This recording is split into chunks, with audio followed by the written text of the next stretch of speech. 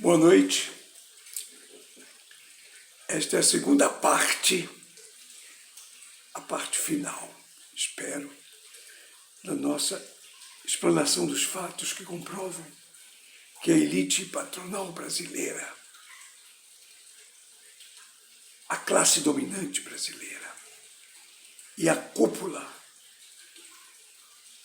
de suas forças armadas são e sempre foram as mais atrasadas, as mais incapazes e as mais corruptas do mundo.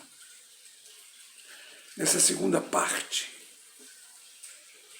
nós entramos na era da espionagem e da chantagem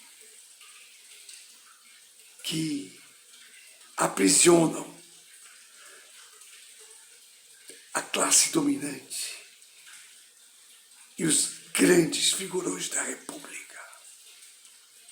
Essa era da espionagem e da chantagem começou amadoristicamente com Antônio Carlos Magalhães, quando resolveu criar dossiês com provas de irregularidades, de crimes praticados pelos figurões, pela classe dominante. Isso lhe deu um livre trânsito em todos os governos e assegurou a sua impunidade até a morte. Depois, um discípulo de Antônio Carlos Magalhães, o brilhante, inteligente, banqueiro, bankster, Daniel Dantas, aprimorou os dossiês do seu mentor, Antônio Carlos Magalhães. Ele contratou a Kroll, uma das maiores empresas de espionagem privada do mundo. A Kroll gravou e condensou e arrumou e colecionou documentos que comprometem todos os figurões da República. É muito exemplar aquele fato acontecido no governo de Fernando Henrique Cardoso, quando Daniel Dantas quis dar um golpe na Previ. E para dar esse golpe na Previ era preciso afastar uma diretoria nomeada pelos funcionários do Banco do Brasil. Ele ligou para Fernando Henrique e disse: presidente, meu querido Fernando, eu preciso que você afaste toda a diretoria da Previ e nomeie essas pessoas aqui, de nossa confiança. Aí Fernando: não, o que é isso, Daniel? Danielzinho, o que é isso? Eu estou mais sujo do que pau de galinheiro com essa privataria que eu fiz, com essas coisas todas, com essas farsas, fraudes na dívida pública. E esse é o único ponto honroso que eu tenho no meu currículo, no meu portfólio, e você quer que eu destrua isso, que eu toque fogo nisso? Que é isso? Não, presidente, eu não quero que você se sinta pressionado, então me marque a audiência. Me marque a audiência, mas não para falar disso, não, vou falar de outros assuntos, e desse assunto também. Eu sei que você não quer afastar a diretoria, que você não vai afastar, que é o seu ponto de honra no governo. Mas me marque a audiência amanhã, 9 horas. Pois não, você vai, eu vou avisar aí o pessoal que você amanhã, 9 horas, vem falar comigo. E Daniel Dantas foi.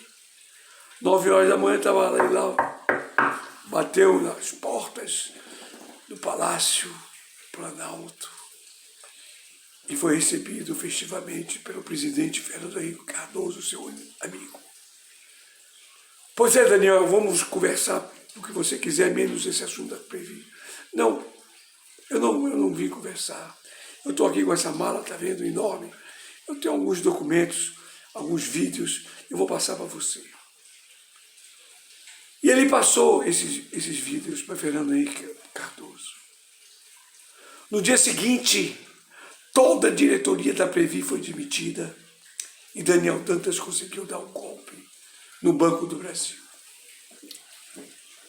Esse modus operandi privado é o mesmo modus operandi que a espionagem dos banksters, a CIA, o DEA e os órgãos de espionagem e de inteligência dos Estados Unidos, que são subordinados aos banksters, usam no mundo inteiro para controlar tanto a classe dominante quanto aos grandes figurões da República e a todos os políticos envolvidos nessa farsa eleitoreira da plutocracia.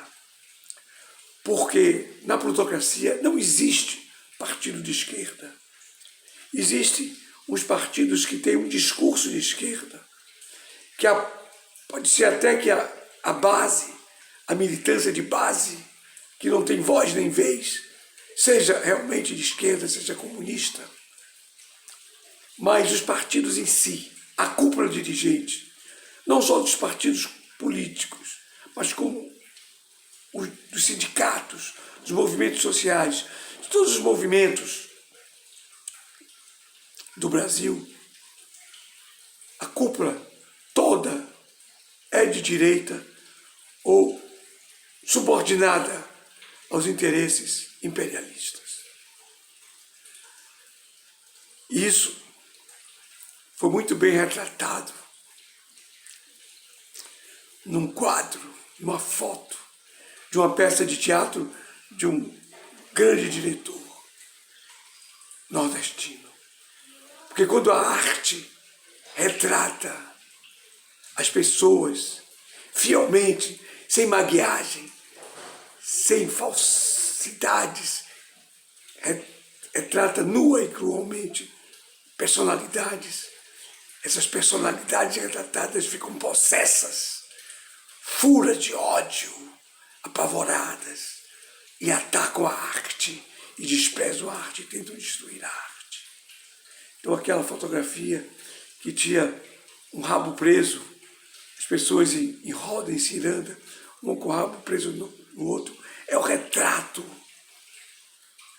da política brasileira, da República Brasileira, que tanto incomodou as pessoas que se sentiram retratadas e ofendidas. Então,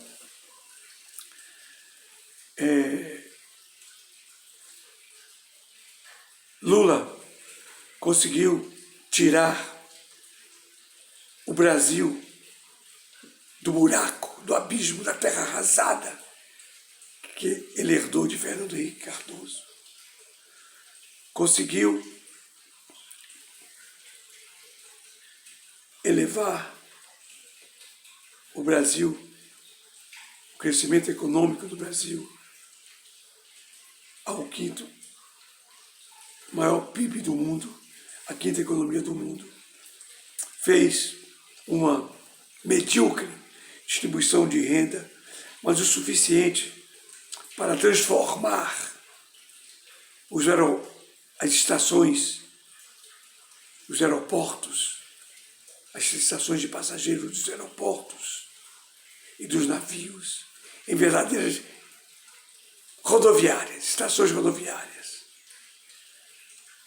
Levar favelado para competir e vencer filhinhos de papai, de classe média nas universidades. Isso não pode ser. Então ele atraiu para si o ódio dessa elite dominante, da classe média elitista, o ódio da massa de manobra dos idiotas que querem ser dessa classe média elitista. E foi derrubado. foi derrubado e caiu como uma fruta peca, sem se defender. Se entregou. O PT se entregou ao golpe, se entregou e Lula se entregou à prisão. Ele nunca foi defendido, porque a sua defesa, os documentos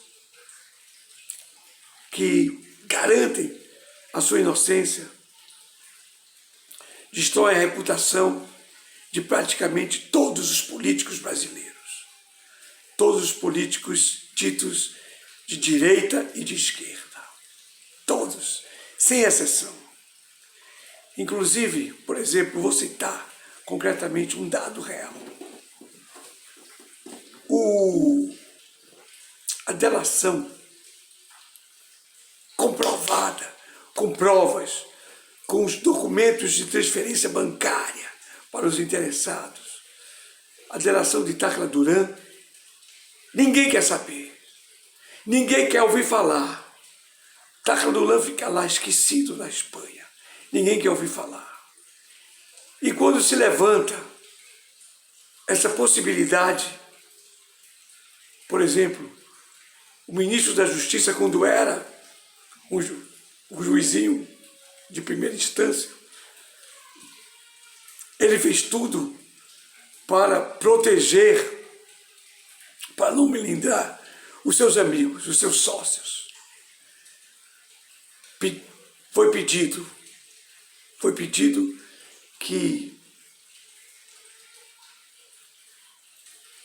a justiça brasileira ouvisse Tacla Duran. Então, o juizinho, abestalhado, completamente bobo, ele mandou um pedido, uma rogatória a um juiz espanhol para ouvir Tacla Duran e mandou a intimação para um endereço falso, que ele sabia que era falso, de Tacla Duran, porque o Ministério Público já tinha intimado Tacla Duran a fazer uma conferência na presença de um procurador da República, de escrivão, de juiz e de Tacla Duran na Justiça Espanhola. Tacla Duran compareceu, o juiz compareceu, o escrivão compareceu, o procurador não compareceu, mas ele estava lá. Ele foi alcançado, ele recebeu a intimação no endereço correto. E Moro mandou para um endereço falso na Galícia. Tacla Duran está em Madrid. A justiça sabe disso. Aí fizeram essa camuflagem, essa farsa no processo contra Lula, que ninguém denuncia, porque ninguém tem interesse em denunciar. Lula se sacrificou para não destruir a reputação de seus amigos do PT e de seus amigos de outros partidos de direita, porque ele, como se sabe, é um político de direita, um neoliberal assumido na sua carta aos brasileiros. Então é esse o país que a gente vive, é esse o país que existe. E Lula foi preso, continua sendo pressionado pelos golpistas, porque ele é uma pedra no caminho do imperialismo aqui no Brasil, por ele ter se afastado dessa submissão incondicional e ter se aproximado da China e da Rússia. Então ele é uma pessoa que e tem uma grande popularidade e é eleito em qualquer eleição que seja feita, por mais saudada que seja. Então Lula tem que estar fora. E por isso ele não pode ser defendido, tem que ficar nessa picula, tem que ficar nessa farsa, nessa coisa. Porque um processo similar ao de Lula na Argentina foi feito contra os Kirchner. Os cadernos K eram uma espécie de lava-jato argentina, que comprometiam, uniam Cristina Kirchner e seu marido, Néstor Kirchner, a maracutaias de empresários no trato da coisa pública, no avanço ao dinheiro do erário público. Mas Cristina não morreu, não se ofereceu à crucificação como Lula. Ela reagiu. Ela sabia que o principal agente da DEA, da CIA na Argentina, era nada mais, nada menos do que Marcelo D'Alessio, um falso advogado, um impostor, com livre trânsito no governo argentino. Mais importante até do que o próprio embaixador americano na Argentina. E ela começou a contra-atacar Alessio. Conseguiu com o juiz um mandado de busca e apreensão na casa de Marcelo D'Alessio. Aí quando a polícia chegou lá, aquela parafernália que a Globo gosta de mostrar, ele disse, não, há um engano, ninguém vai entrar aqui nessa casa. Não, eu vou ligar agora para o embaixador, vou ligar para o presidente, ninguém vai entrar aqui. Aí o delegado encarregado da busca pensou, não, vamos entrar agora, deu um pontapé na porta e entrou. Quando entrou ele, ficou assustado. A casa de Marcelo D'Alessio era um estúdio altamente sofisticado, altamente tecnológico, mais bonito do que aquele estúdio de monitoramento da NASA, com equipamentos de última geração, de espionagem, de gravação, de filmagem via satélite, ali na casa dele. E com essa descoberta, Cristina Kirchner passou a ter Marcelo D'Alessio nas mãos.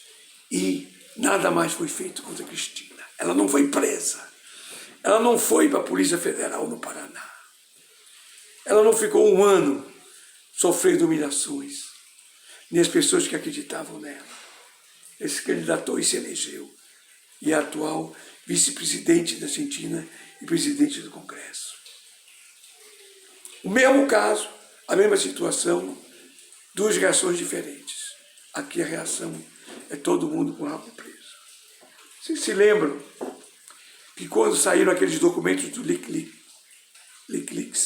Wikileaks, secretos do governo americano, do Departamento de Estado, dando conta de espionagem, que a Petrobras estava sendo espionada pelos Estados Unidos, que a presidência da República estava sendo espionada, e Dilma, não, isso não pode ser, isso não pode acontecer, me liga agora para o presidente dos Estados Unidos, alô, presidente, isso não pode, isso é uma violação ao direito internacional público, é uma violação às leis internacionais, você me espionar, eu preciso, calma, presidenta, eu não sei disso não, isso aí é coisa do Departamento de Estado, da CIA, da DEA, isso, dos bancos, você não fale aqui, por acaso, o chefe do Departamento de Estado está aqui, converse com ele.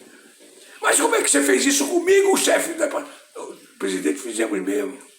Fizemos. E tem aquela gravaçãozinha da senhora com fulano de tal, aquela outra com ciclano, aquelas outras de aliados seus com isso, assim. Está tudo aqui. A senhora, se quiser fazer alguma coisa, a gente revela os outros documentos que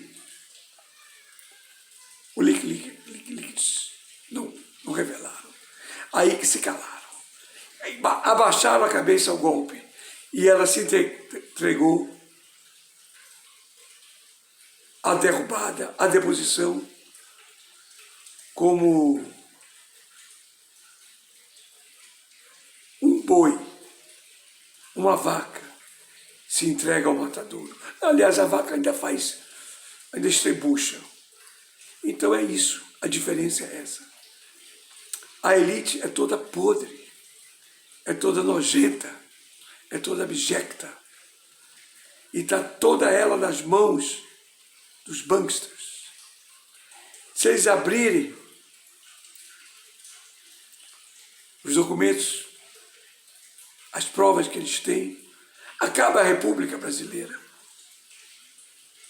Vai todo mundo para a cadeia. Aliás, cadeia, não porque eles não prendem eles mesmos, mas acaba, desmoraliza tudo, acaba tudo de vez. E é por isso que o Brasil está sendo destruído, está sendo acabado de vez, e ninguém diz nada, e ninguém fala nada, a não ser moções de repúdios, discursos no parlamento, e só. Por exemplo, agora, na defesa de Lula,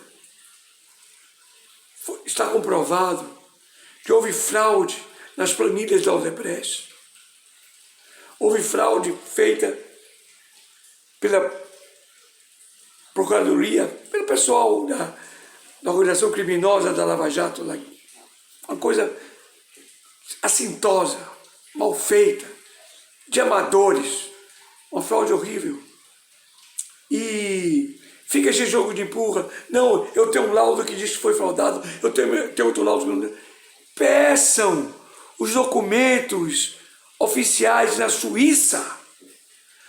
Toda a relação das planilhas da Odebrecht. Peçam todas. Por que não? Por que não pedem? Se a Polícia Federal diz que está certa, se a Orcrim da Lava Jato diz que está tudo certo, se a defesa de Lula diz que está errada, fica esse jogo de empurra, essa coisa de menino, essa picula de menino, e ninguém pede os documentos originais.